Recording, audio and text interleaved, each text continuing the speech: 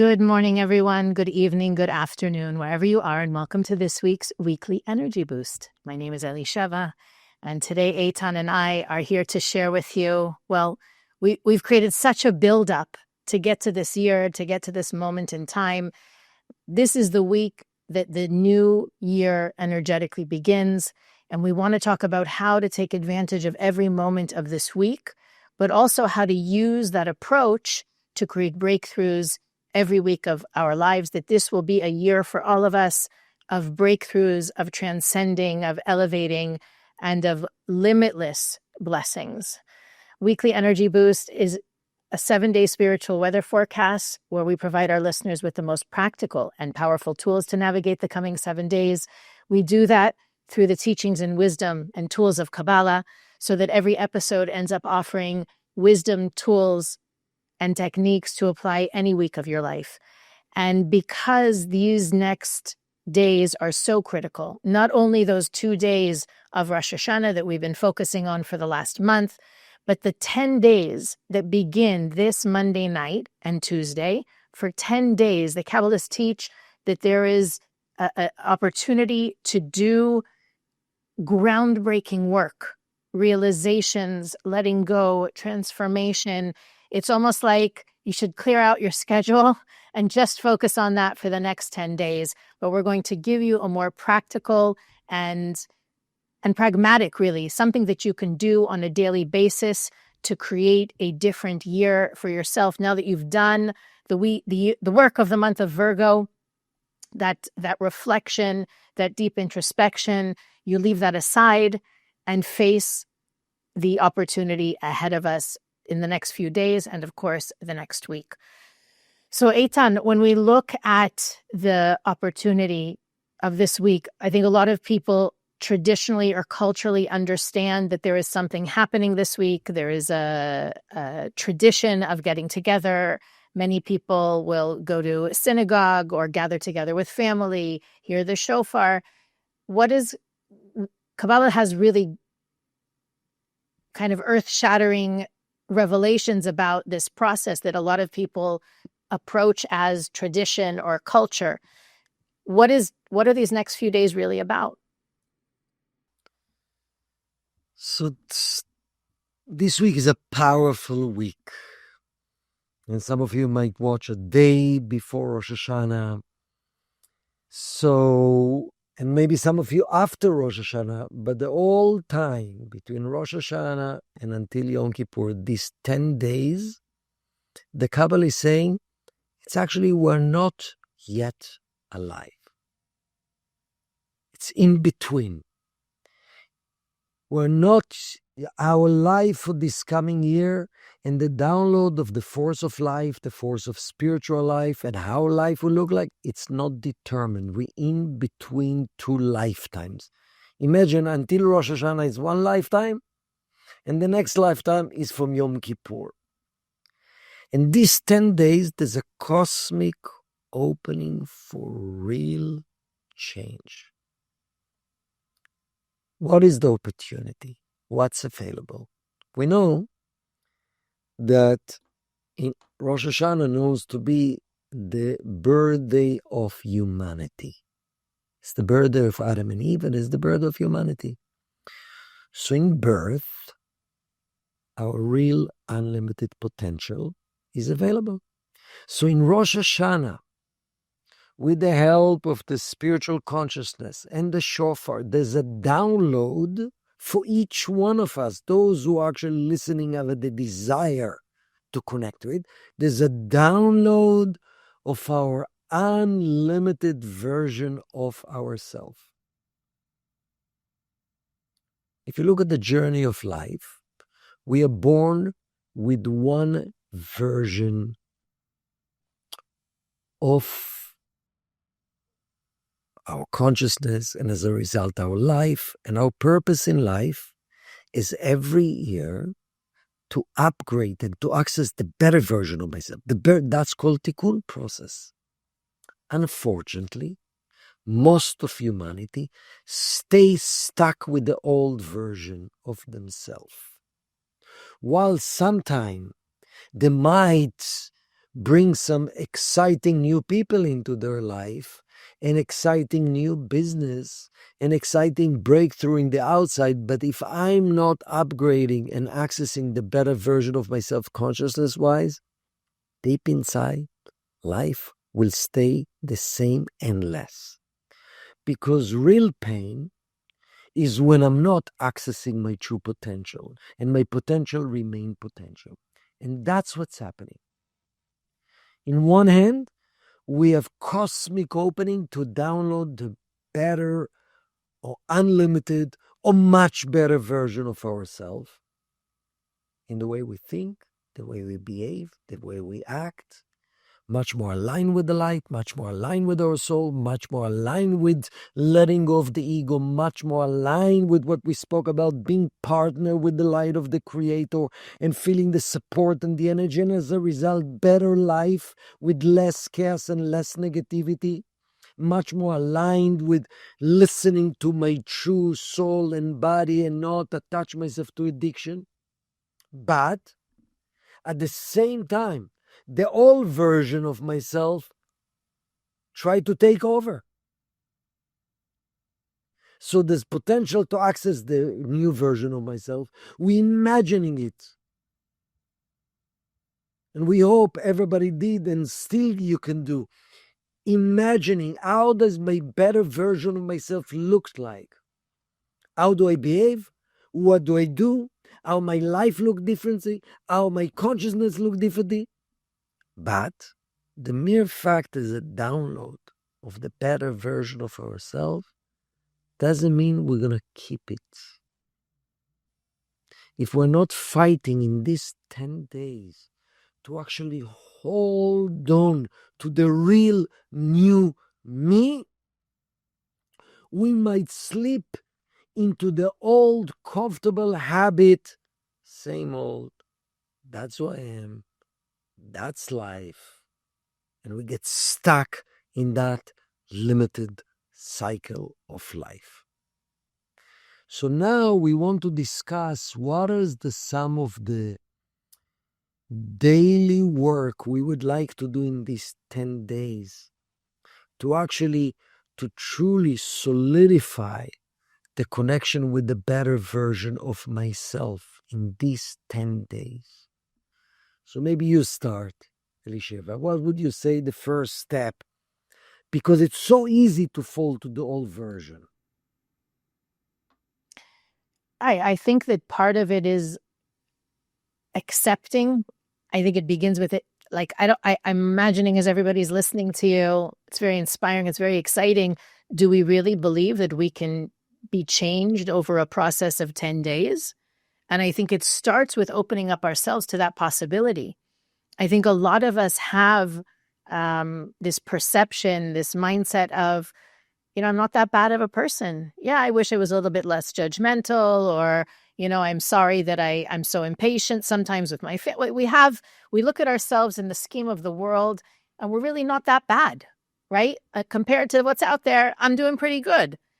Part of realizing that that soul's promise that you spoke about, why am I here?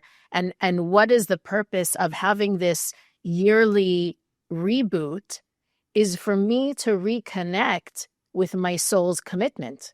Before I came to the physical reality, my soul promised the Creator not to be a pretty good person, not to be better than average, not to do good here and there when I can, when I'm able, but to take those qualities within me that, again, I handpicked. I selected my unique work for this life, and I committed to heal, to transform, to elevate those qualities. So it can be anything. And we've spoken over the last 4 weeks about all the possibilities: anger, judgment, control, laziness, selfishness, the whole spectrum. Pick something. And that's what our soul did when it came to the physical reality, with the unlimited potential to heal it all, to correct it all, to transform it all. So the fact that in a way, to remember that elevation, that transformation is guaranteed. We have the choice to do it proactively or to have life force us into becoming a better person. Now, just the realization and the acceptance that it is possible, that I can use the cosmic support and my internal focus to be a different person in the course of 10 days is where that work begins. The other piece of the puzzle, I feel, is our mentality of it's all or nothing. It's all or nothing. That desire to do things perfectly, to do things correctly, to do things right. And if I can't do it, not to bother is also one of the things we need to work on or to release if we're going to have the opportunity to really maximize what this time can give us. And how do you know if that's you? Let's say you wanted to read a book, or you wanted to go somewhere, or you wanted to take a class, and you think, I don't have enough time. Or if I can't commit 100%, I don't even want to listen for a minute. Or, I promised myself I would clean out that closet, but I only have 15 minutes, so I'm not going to do it. The 15 minutes that you could put into cleaning out the closet, will it turn over the whole closet completely? No. But it will make those 5 shelves or 2 racks or 3 drawers much better to work with. And that's the approach in this week. It's not about if I can't go all the way, I shouldn't bother. It's that with the time that I have and the resources that I have, what can I do? Perfection is not possible. If it were, there'd be 100 million books about how to be perfect, lots of classes, lots of seminars. We're not here to be perfect. We're here to do the individual work that each of our souls committed to do. And any progress is progress. So reversing that belief of if I can't do it perfectly or if I can't do it 100%, it's not worth it, I'm not going to bother, is one of those illusions that our opponent, that negative voice inside us tells us so that we won't even start. So imagine all these years of wanting to do things perfectly and maybe even priding yourself on doing things well or right. It's actually getting in the way of the transformation that is actually the key to the fulfillment, to you being more connected to yourself, to your soul, to have more meaningful relationships around you. It really is about approaching it not in an all or nothing way, but looking at every step of the way as progress, that I don't even want to say inch, every ounce of transformation and healing that I can accomplish is serving myself and the world more than being a perfect person, being the angel or the guru or the whatever it is I think I need to be in order to be doing things well or right.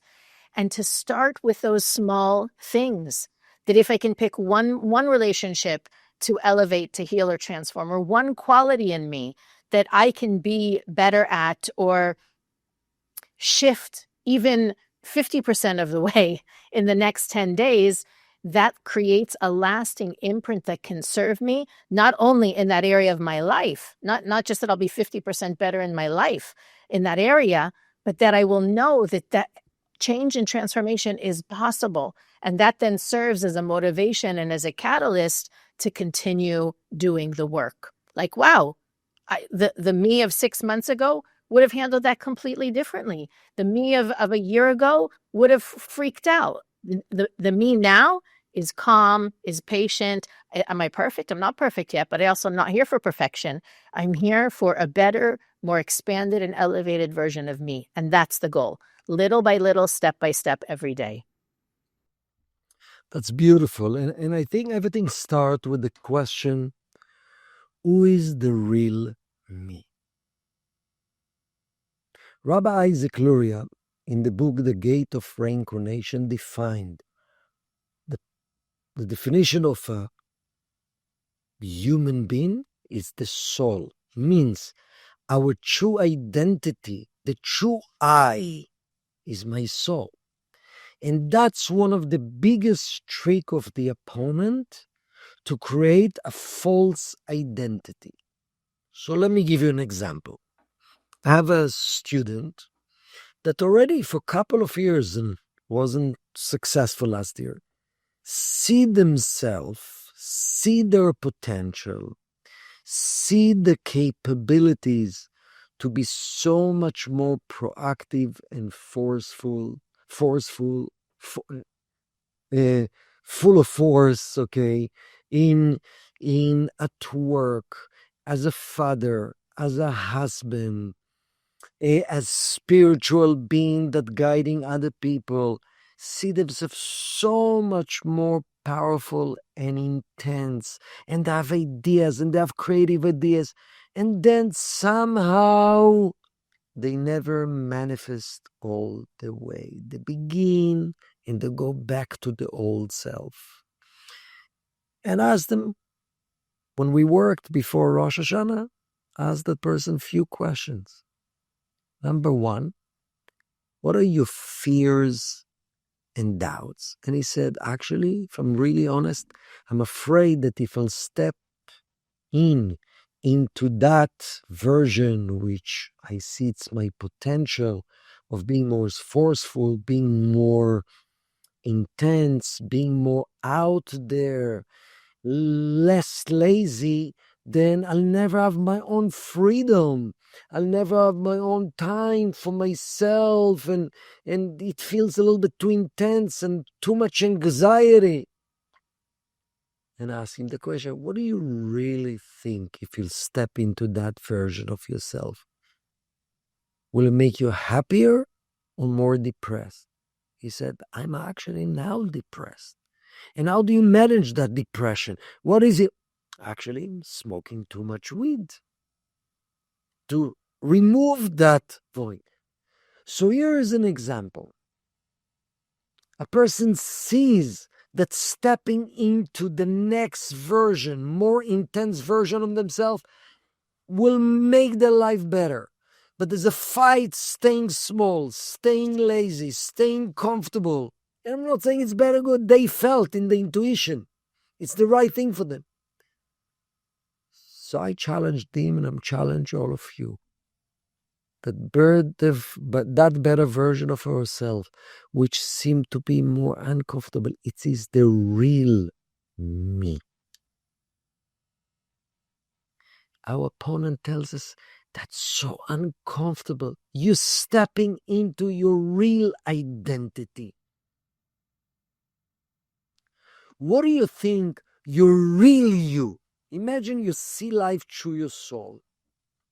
Saying, when you're making commitment, when it's uncomfortable, and it feels a little bit more pressure, and you need to confront some people because you take upon yourself a better position, more responsible position, more leadership position. What do you think your soul's saying when it feels this uncomfortable? Is the soul uncomfortable? The soul is very comfortable. This is the real me. So who is saying it's uncomfortable? I want my space. I want my freedom. I want my isolation. Who is saying it? The illusionary me. And that's something these 10 days we all need to constantly ask ourselves.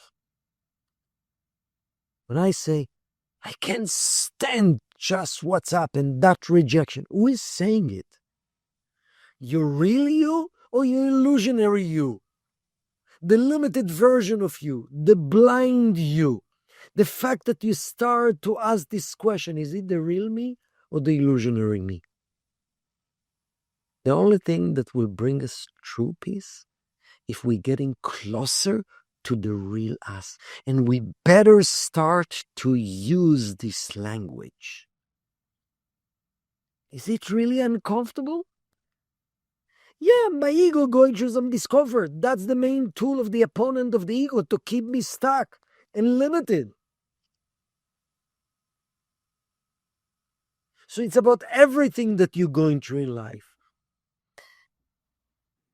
I think what you said about the discomfort, for me, in my experience, not only personally, but in working with other people on this path, the fear of the discomfort is much greater than the actual discomfort. And that's one of I think one of the greatest barriers we overcome in our growth is recognizing that the fear is actually, I mean, maybe there is a measure of discomfort that's waiting there. It's new, it's unfamiliar. You know, you don't know, sitting in the unknown, not knowing how the other person is going to react or how you're going to handle. But the actual discomfort is never as horrible as our opponent wants us to believe it is. There is a fear of perceived discomfort that never really actualizes. And the alternative, what really ends up happening, and I know for, you know, I'm trying to think of an example. I think for a lot of people, for example, that have a challenge in expressing themselves or speaking up or asking for what they need, there's such a fear of rejection, of being needy, of, you know, you name it. And once we learn to express ourselves, ask for what we need, communicate, be vulnerable, you realize that even though that fear of what are they going to say or how's it going to come across, it might always be there in the back of your mind, your soul taking the lead and pushing you into expressing more of who you really are is more freeing, meaning there's more relief in doing what you think is uncomfortable than in avoiding what's uncomfortable. And I'm going to say that again because I think it sounds ridiculous, but if you've ever grown or changed or transformed, you know it's true that no longer being afraid, being willing to live into the person we're meant to be is much more freeing. There's more relief. Maybe that's the right way to say it. There's more relief in the change than there is in the staying the same. There's more freedom. There's more ease. It becomes more comfortable with practice. And that's why I want to make a point. You know, if you have something that you know you need to say or you need to do and you're dreading it and you take a deep breath, you do it and then you say, okay, I did it. It's not going to create the kind of lasting change that we're talking about, right? Holding your breath, doing what's uncomfortable, and then running back to what's comfortable doesn't create the lasting change that we're talking about. It's being willing to go there again and then another time, and then to speak up again, and then to ask for a conversation again, and to be willing to do it again and again and again until it becomes part of your comfort zone. And that's when you're able to look back and say, the old me would have handled that completely differently. That's the goal, is that the gradual and consistent will lead you to the change, whereas the huge and explosive and momentary, it might give you a rush, but it's not going to lead to the newer, more authentic you. Beautiful. So what you're saying, Elisheva, real change happen when you reach a level you are enjoying the new you. It's like in the same way exactly. You decided you need to go to the gym and you get a rush of energy for becoming a member for 1 year. You know? And then after a couple of times, you don't have the strength, you don't have the energy. You need to have the discipline and the practice to go again, overcome the doubts, overcome the fear, overcome the discomfort, overcome the laziness with the vision until I'm going to like it. That's when you master the new version of yourself. And that's what we're meant to be in this world. Because the whole idea is, yes, that's what I'm aiming. And I'll try a little bit. And then you of course, you will have doubts. These 10 days, pay attention. The doubts. Do I actually want to go to my next level? Oh, hopefully God will present it, that things will change by themselves. Yeah, God is the source for everything. But I have to do the incremental changes and discipline and confronting. That's the question. I need to continue confronting fears, confronting doubts, overcoming discomfort, facing discomfort with the ideas that that's the real me. It's comfortable. So why I don't feel comfortable? Because it's a process. I gave in to the illusionary me for too long. So of course the goal of life is to be comfortable, that the real me, my soul, will be comfortable. We need to reevaluate. How do you define? Of course, we would like to be comfortable, at peace, joyful, and happy. when we are lazy and seeking temporary comfort, my soul is in pain. I feel aging. And that's part of this new year, awakening newness. And that's what sense of newness and unlimitedness come to our life when we are tapping that new version of ourselves. But we need to, fears and doubts will be there, no question. Using that exact example, right? Going to the gym, you can say, well, if I can't go for an hour, it's not worth it. Who's saying if you can't give it an hour, it's not worth it? That's the point, that even 15 minutes jogging around the block, doing something is better than doing nothing. But that voice in our head can tell us, well, if you can't do it the hour, it's not worth it. Every bit is worth it because it's about that gradual and consistent movement that creates the comfort and the ease that we're looking for.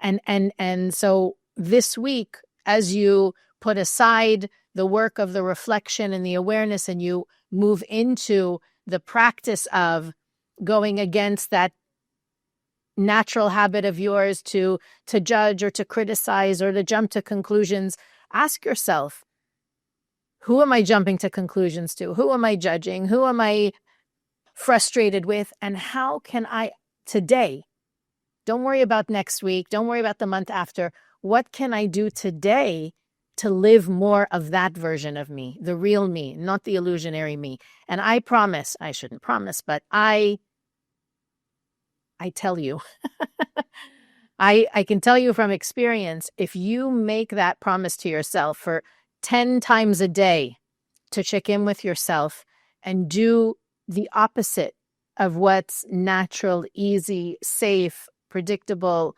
automatic, by the end of these 10 days, you will not be the same person.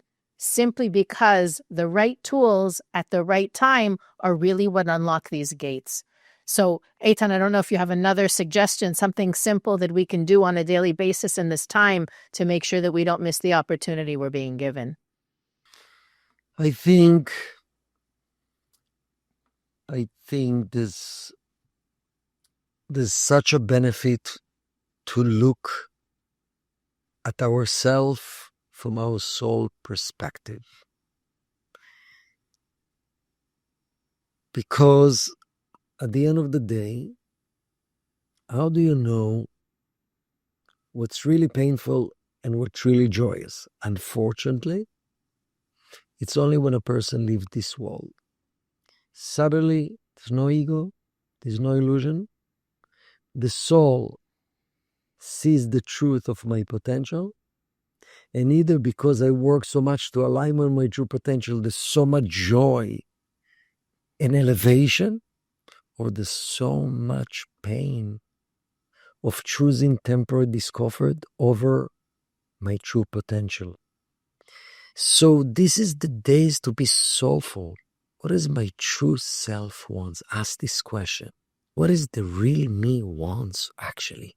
Ask this question, not because it's written in the book, not because I'm supposed to be someone for someone else.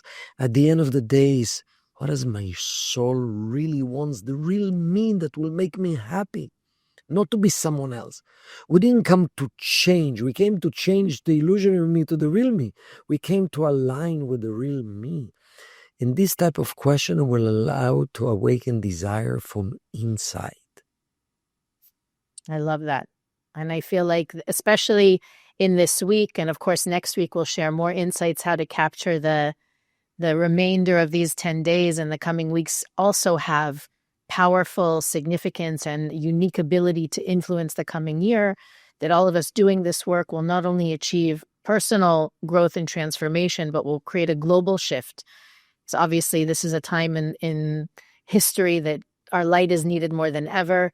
And by doing this individual work, we actually create more light than trying to transform or change anything outside of us. Weekly Energy Boost is available on all podcast platforms, YouTube, Facebook, and Instagram. You can also follow us on those platforms to receive more content to support you in living what we speak about in every episode. You can also visit our website, weeklyenergyboost.com, where you can learn more about the things we think are important for our listeners to know. Look through our archives, send us a message, and click the donate button to support Weekly Energy Boost, as well as like, rate, review, and most importantly, share. And we'll see you next week on the Weekly Energy Boost.